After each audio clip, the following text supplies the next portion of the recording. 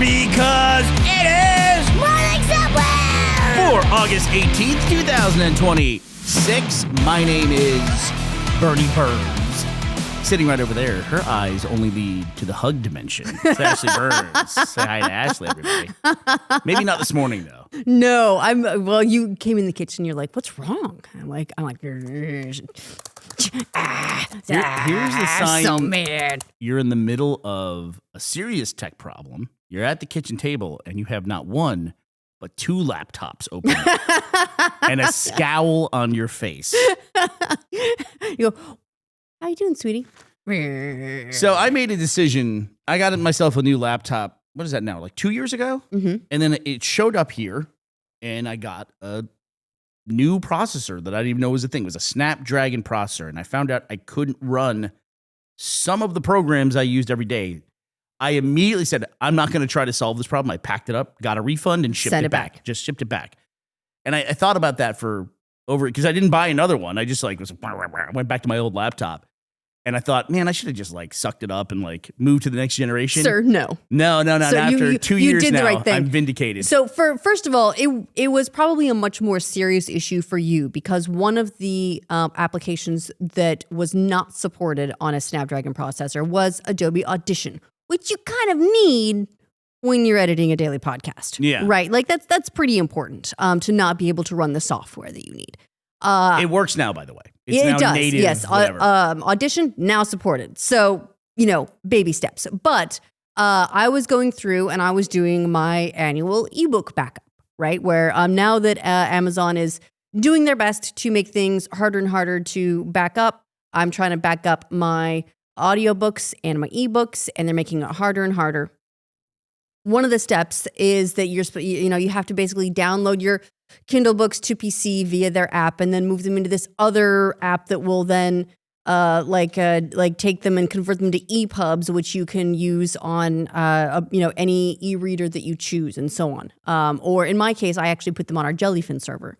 We have a book section. I couldn't imagine sitting there at a TV screen reading a book. What though? I've done it. I've actually I've used it on the treadmill when I'm reading something and I'm really into it. If you project it big enough on the TV screen, it actually is not a bad experience. And you just scroll. And I used a gift that you got me, which is like a Kindle automatic page turner. Yes. And then I managed to hook that up so that it was forwarding the book on the screen. So that I just had to have a little thing in my hand as I was walking. It was great. I meant to ask you, how does that work? So it's a part that goes on the Kindle and then a part you hold and you press the button. It sends a go forward signal. Does it literally tap the screen? No. The thing you put on the Kindle? No, but that would be pretty funny. No, I think it just sends a little signal. But it sends a signal to the device that you've got clipped to the side of the Kindle. Yes, Are you sure it doesn't do a little tap? I'm not sure about that. No. Okay, in my head, it's going to do a tap. I asked you for the information. You gave me the information. I'm still going to go with my preconception. Okay. Anyway, so I was going through and I was trying to do my backup. That thing is such a cool device.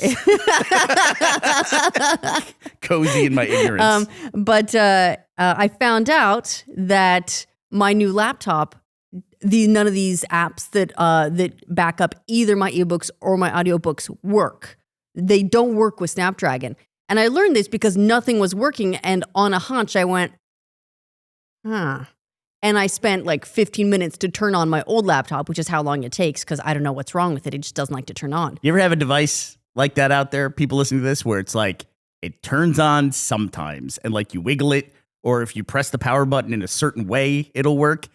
But you think it's something you're doing, but it never is. No, but you think you've got the magic touch. For a little while, I developed certain superstitions around it. If I just do it like this, it'll work. That's not the case. Okay, if I unplug it as I'm hitting the power button, then it'll turn on. Right, and nothing has worked. So it just takes 15 minutes before it'll get past the little logo screen before turning back off. Somebody once told me about they took their dog for a walk, and the dog found a burrito in the bush. Yeah. 5 years, that dog went back to that bush every single time. There's only been the burrito one time, but that one time was enough to be maybe it could happen, right? You're saying there's a chance. You don't need that much positive reinforcement to make something a habit that you can't drop. Yeah, but in this case, I went through the 15 minutes to turn on the laptop, ran the apps, and everything worked. And I was like, motherfucker. Because you switch back to a non-Snapdragon processor. So I don't know like what call it is to processing that these apps are making that Snapdragon is unequipped to handle. And they're very like indie apps. I'm not going to go and be like, why don't you support Snapdragon? Because who would? Right. If Adobe isn't supporting Snapdragon right out the gate, then I'm not going to expect like an indie developer to have done so. I dipped the barest of toes into these waters trying to figure this out. And there's stuff that's supported natively, and the software developer has to go through and modify the program to be supported natively. Or the Snapdragon processor, which is known for its power efficiency, that's the big benefit from it. It runs an emulator so it can run, I guess, like the traditional Intel architecture and then run these other programs. But then as soon as I heard the word emulator, I was like, I'm not buying a brand new laptop to emulate the old laptop. Everything that I'm doing, yeah. So I just went back to my old one. Yeah. So short version is I'm mad today. I'm making my backups happen because I'm like a dog with a bone. I'm like, no, I have to do this. It was just like, oh, I should do this. And now it's like, no, now we're at war. I can't let it go. No, you look like you were in a command center because you were covered in laptops at the kitchen table. And then I'm like turning to the other laptop. I'm like, get me this now. Hey, while we're talking about war, good lead here. Got my papers here. Oh, you got papers. Last week, the Taiwanese government throttled the internet for their entire country. And I guess it was part of like a war game, but like a countrywide war game thing that they do on an annual basis, and they do like different conditions each time. They have, they don't plan it. Well, they plan it, but they don't let people know in advance when it's going to happen, or like even the people in the military. And they will just run these random drills. They do it on an annual basis, and they've been doing it since 1984. It's basically to prepare in case China decides to invade Taiwan. And there was a motivation for doing this internet throttling because China was accused of cutting an undersea cable. It was actually Chinese fishing vessels that were accused of it. I guess that would be an undercover thing, right? I guess so. Yeah, for one of the archipelagos for Taiwan, where they reduced internet across the entire archipelago, and they did about $1 million in damage. There's only about 14,000 people that live there. So the Taiwanese government said, okay, let's prepare for that. So they throttled the entire country to a maximum speed of 256 kbps. That's like dial-up speeds. Yeah, I was going to say, like, where does that rate exactly? So dial-up. So that's like you can send text messages, and trust me from experience here, you can download porn. Like, it's gonna to download like a nice porn JPEG. It's gonna take like 3 hours, and by the time it gets down to the boobs, you've already lost interest. Exactly. When you're a teenager, the download lasts longer than you do. Basically. Did you ever feel it was like unfair when you would be downloading the images and it would go like line by line, as opposed to the ones that would download the whole blurry image and then get clearer? No, it was an incredible step up from like the JCPenney catalog. That was, so I didn't worry about that. Take what you can get. Yeah, take what you can get when you can get it. But it says it's barely enough to send a simple text message. The island has typically 5G speeds for internet. I would expect them to have. One thing that I found really faster. interesting reading about it is that, so this is a country of 22.3 million people, and yet there are 29.4 active mobile phone plans. Oh, really? Wow. So yeah, like more than a quarter of people have 2 lines. Man, the journey for, well, other devices can have it too. Like maybe you can put a SIM card inside, I don't know what, like a, oh, right. You know? I guess technically, like, tablets. Does like Mush have his own cell phone plan? He would probably be counted, right? When they want to pump their numbers, I guess so. They include all the feline accounts as well. But I remember when I was in telecom, this is going to sound so weird today. I remember I was sitting in a conference room, and I had a phone, but it didn't have a camera. It was like one of those old, like a cell phone. Because it didn't yet have video when they were in them. phones. And I was in there, and we were they had a big video conference set up in there, and they had a security camera in there. And I was in there with my buddy. We were waiting for like the clients to come in. We were at their place. And there were 2 cameras and a security camera. And I said, this is really interesting. I said, the number of cameras in this room outnumber the number of people. And I just thought that was interesting. This would have been like 1997 or 6 or something like that. And now that's just like, how many cameras are there per person? And I just remember thinking that at the time. This is really awkward because you know who else was in that meeting with you? Was the Flock guy. Yeah, right, exactly. That's who we were meeting with. And he was like, I think you're on to something. Back then, they were just a sheep herding company. He heard me say that. He was like, "Oh my god, this is a great idea for a business model." Time to pivot. I mean, look at this. I got the device I carry with me at all times has 1, 2, 3, 4, at least 4 cameras. Because it's got like the 3 cameras on the front and then the one on the back. And do you count like the IR scanner for Face ID, which we haven't yet proven will give us cancer? You know, that thing? I guess if we're counting Mush as being on a cell phone plan for his GPS, then yeah, we have to count the IR scanner too. That's insane. And the secret government camera they don't tell you about, actually. That's right there. Yeah, so these exercises they have every year, they're often criticized as being very theatrical. I watch some of them. There's one, they literally, it must eat up a lot of resources to have these drills every year. One of the things they did was they took the president and they evacuated him and put him in an underground bunker. Like they went through the whole drill of like. Not like a mock president, not like a you're the president for the day, here's what you get to do. In all my knowledge of what the Taiwanese president looks like, he was a very good double, if not. I'm assuming they used the dude. But yeah, they bundled him into like the back of an APC and they took him off to some like underground bunker. It's all for show. They're filming it the whole time. Can you imagine like you're the president, you wake up and there's just like a bunch of army dudes surrounding you and they're like, "Come with me, sir." And you're like, "Oh God, is it exercise day?" Yeah. Gotta go. I don't want to go to the bunker. They've done other ones too where it's like everyone has to like get to a shelter. They've had ones where they like airdrop in a bunch of like Marines with parachutes to just simulate like different scenarios. Yeah, they had one civilian air drills known to shut down entire cities with fines approaching $5,000 for civilians who do not shelter in place for the 30-minute window. So they're all about it. It's like, it's twofold. It's military, right? So it's like they want to make sure they're ready, but then they're filming all of this stuff to show their readiness as well. Right. Like, don't fuck with us. It is both practical and marketing. It's all those exercises like when North Korea will fire a missile over Japan or something like that. Yeah, they should really check all their equipment though and make sure what's running Snapdragon. But what's driving this too, which is crazy to me, and I had to look into it, is there is this. Is this on your radar at all? There's this idea that the U.S. is running out of munitions. What? Yeah, that the U.S. has a shortage of missiles and bombs, and then we can't wage war effectively, and that's emboldening people all over the globe. Like we've moved away from South Korea. Surely you've heard about that. I did. Right? Yeah, I did. That they're canceling military exercises with South Korea. I mean, it can't possibly be because of all the peace that the U.S. is having, can it? It couldn't be because of all the peace, right? Exactly. Huh. And actually, that leads into the gas prices now. We now hit the largest ever gas prices in August. Yeah, so that's one of those records, though, where it's like it's the highest gas prices ever in August. It is not, however, the highest gas price ever, just in August.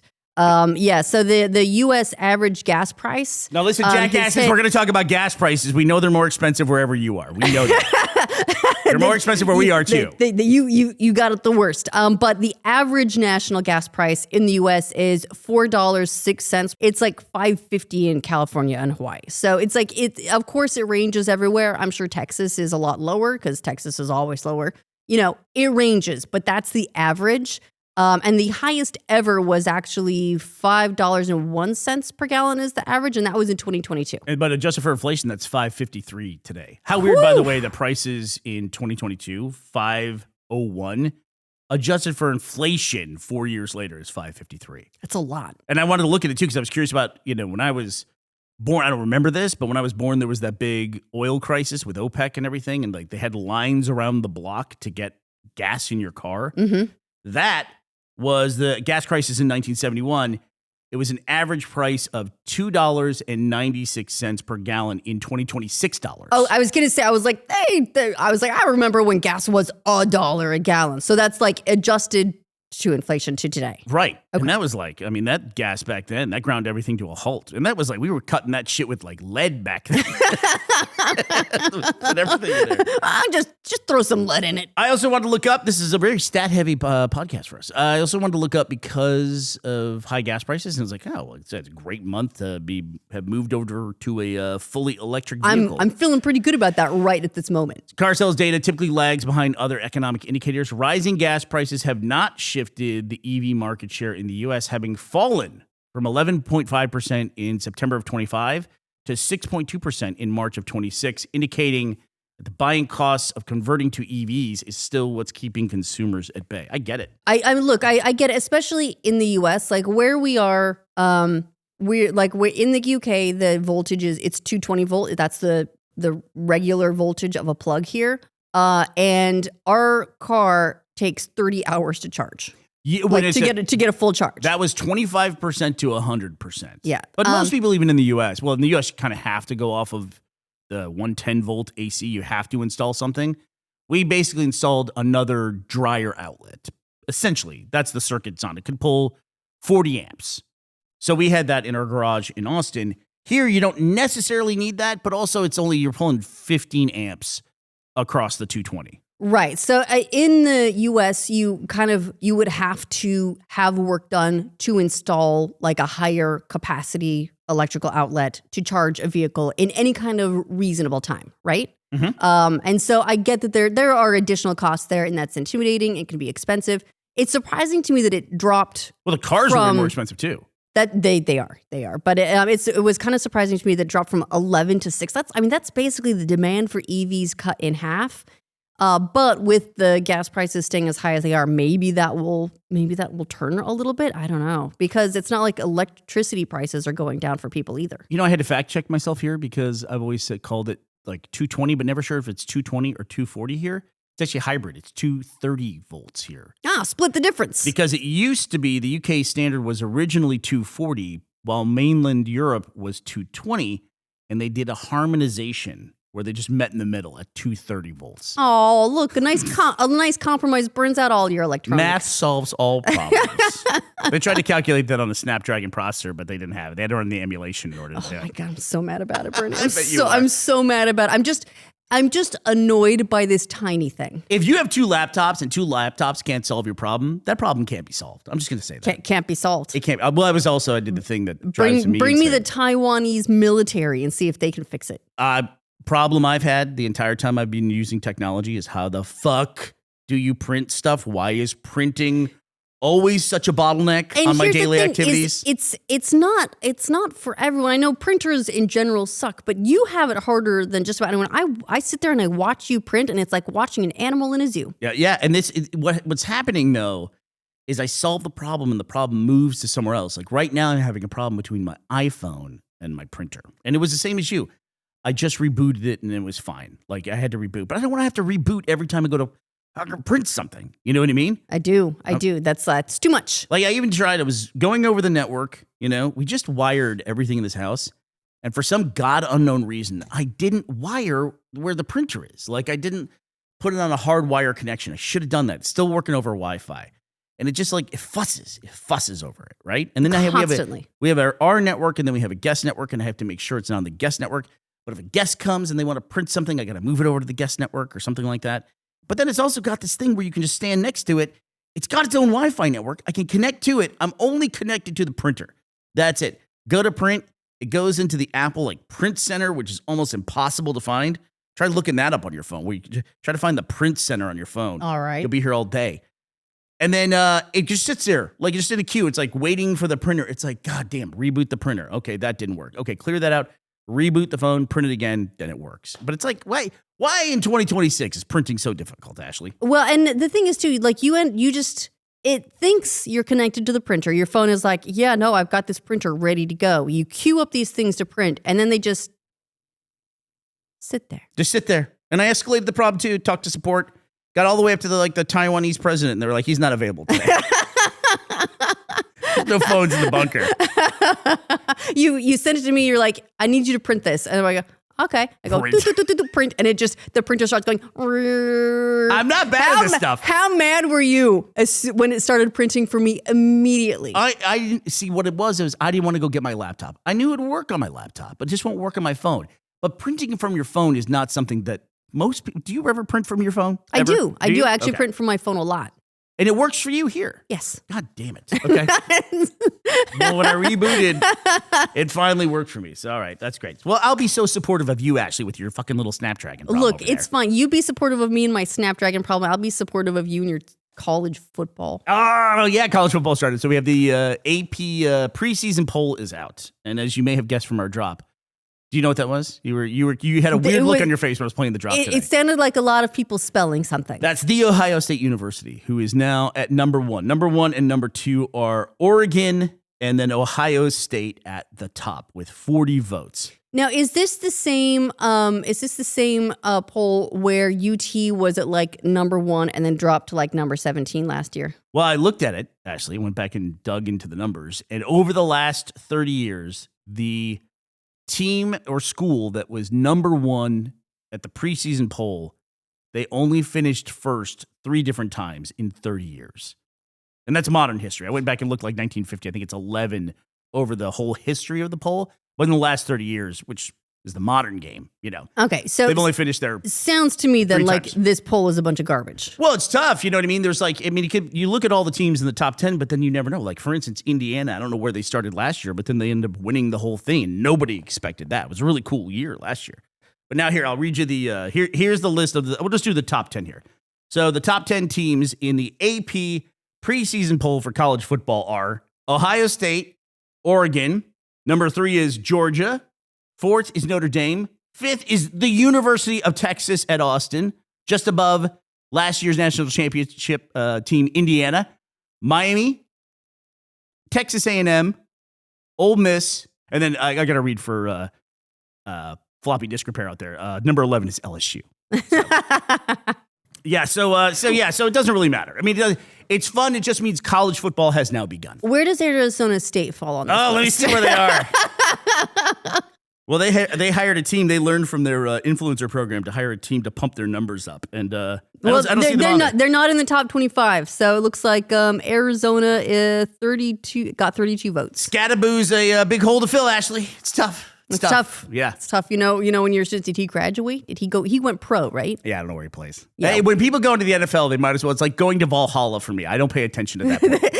They're outside of my realm. They've won in battle and they've ascended. They finish playing college football, then they go down to the docks and they get on a boat and they travel into the West. And then they're, bye guys. I'm not going to pay attention because I don't pay attention to NFL. Welcome to immortality in the West. I stopped. I had to drop some people off at a train station. We go down to a town called Aviemore, which is the fastest, it's a little bit of a drive for us, but then it's the fastest way to get people to either Edinburgh or Glasgow, the cities down south.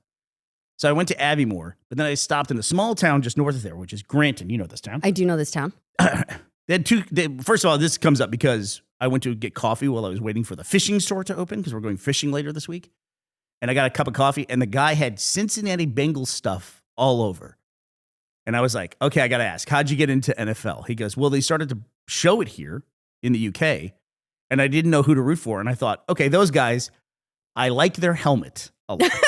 It's a good helmet. You got to start somewhere, right? Yeah, so that's where he started. And then he became like a huge Cincinnati Bengals fan. That's all it really takes, right? The reason why I'm an LA Dodgers fan is because I lived in LA for a summer with the kids. And I was like, okay, we have no baseball team in this family.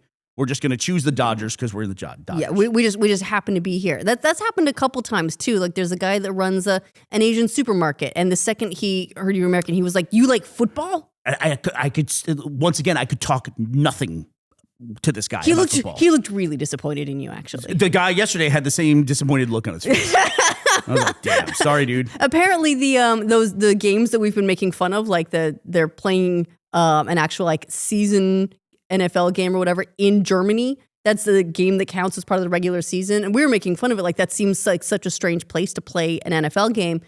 I guess it's actually way more popular than we realize. No, people tried to tell us in the comments it was way more popular. Mm-hmm. It works somewhat, but there's not traction for the NFL here. Well, not on the level of football, but still, it's bigger than I thought it would be. We're talking about 2 people we've met in 7 years that are big NFL fans here, right? I wouldn't call that a lot of traction. I wouldn't.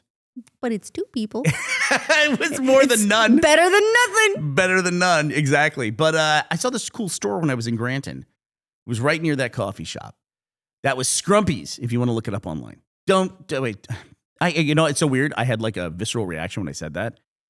Because in the past, with the old Rooster Teeth audience, if we said look up a business, they would go and start reviewing it and do weird shit like that. They'd review bomb it or review glaze it or whatever. Just... You don't have to. But we don't live in that era, by the way. So that was a reaction I had. I know you guys won't go do that stuff. But right next to it was a really cool business called the Grantown Remakery. Remakery? The Remakery. And what it is, it's like a kind of, it looks like a shop that everyone has access to, which has tools. I don't know how like high level the power tools get, but it's a way to like buy it for life, like repair the things you have as opposed to going out and buying new stuff. You bring in something. This is all in the front door. I read this whole thing because they weren't open when I went by.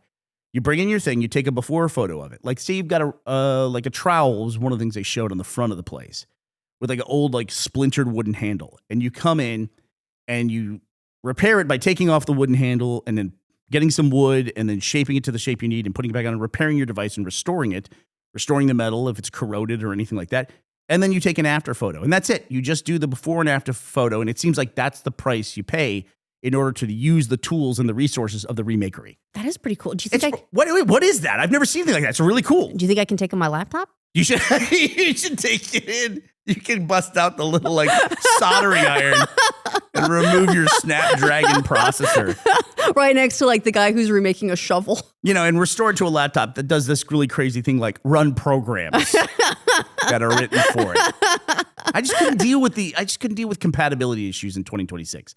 We should be way beyond that, actually. I think it's that like I'm just too lazy to do so. Yeah. I'm just too lazy. Like I've gotten complacent in my old age. I have a thing where I don't sell laptops because I basically ride them into the ground anyway, and they're not worth anything to anybody. But then I run into this problem too, where it's like my new laptop, I have in the last 2 years, just this last summer, I bought a Dell, and I've been really happy with it. One of the things that's great about it is that it just runs entirely off of USB-C. It's like there's 3 different USB-C ports. I can plug into any of them, and that's how you charge it and everything else. What if you plug in 3 USB-C cables to power? Is it just going to go just... Taiwan runs a drill, and they're like, what's going on over there? But when I go back to like one of my old laptops, because I like to repurpose them, like I have one of my old laptops from like, I think like 12 years ago. It's one of the ones I would sit on the Rashid podcast on my lap. It's the one with the little heart on it. Yeah, I know that one. And I that's my repurpose machine. All that thing does is rip like my Blu-rays for the Jellyfin media server.